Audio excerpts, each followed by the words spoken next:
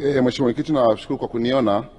Kwa kuwa Mheshimiwa Waziri alikuwepo tuliposaini mkataba na mkandarasi wa barabara ya Sengerema Nyehunge, na kwa kuwa itokea changamoto kidogo kwenye mkataba ule, serikali kama kutafuta mkandarasi mwingine. Je, Mheshimiwa Waziri yuko tayari kueleza wananchi wa Buchosa wamsikie mkandarasi amepatikana, na kama amepatikana ataanza kazi lini? Mheshimiwa Waziri, majibu.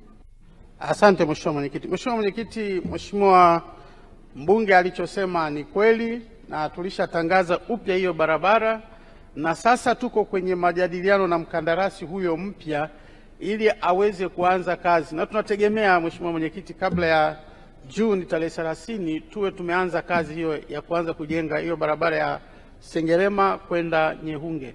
Asante Mheshimiwa Mwenyekiti. Mheshimiwa Halima, nimekuona. Ni lini barabara ya Mwai Kibaki inaunganisha daraja la Mlalakuwa inaunganisha Kawe roundabout mpaka Afrikana itapanuliwa ili kupunguza foleni kwenye jiji la Dar es Salaam? Majibu Mheshimiwa Waziri. Asante Mheshimiwa Mwenyekiti. Mheshimiwa Mwenyekiti, barabara alizozitaja ziko kwenye mpango wetu wa kuzijenga, na itakuwa pia ni sehemu ya mipango yetu ya kupunguza msongamano wa jiji Dar es Salaam. Kwa hiyo akiangalia hata kwenye vitabu vyetu, Mheshimiwa Mwenyekiti, barabara alizozitaja ni barabara ambazo zinaenda kutekelezwa. Asante Mheshimiwa Mwenyekiti. Mheshimiwa Lois Kamamba. Asante Mheshimiwa Mwenyekiti kunipa nafasi ya kuuliza swali la nyongeza. Mheshimiwa Mwenyekiti, barabara ya Kakonko, Kinonko, Ruhuru, Nyakiobe, Guarama, Kabare mpaka mpaka wa Muhange, lini ujenzi wake utaanza kwa kiwango cha lami? Majibu Mheshimiwa Waziri. Asante Mheshimiwa Mwenyekiti. Mheshimiwa Mwenyekiti, barabara hiyo ni barabara muhimu ambayo pia inaunganisha na mkoa wa Kagera. Nimhakikishie Mheshimiwa mbunge, tukisha kamilisha usanifu barabara hiyo tutaanza kuijenga kwa kiwango cha lami. Asante Mheshimiwa Mwenyekiti. Mheshimiwa Zakaria Isaya na Mheshimiwa Mandus mtamalizia. Asante sana Mheshimiwa Mwenyekiti. Ni miaka mitatu sasa kipande cha barabara ya Mbulu Garbabi kilomita 25 mkandarasi ameitelekeza na huduma imekuwa mbaya sana ya usafiri.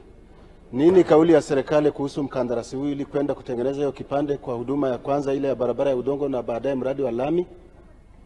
Majibu Mheshimiwa Waziri.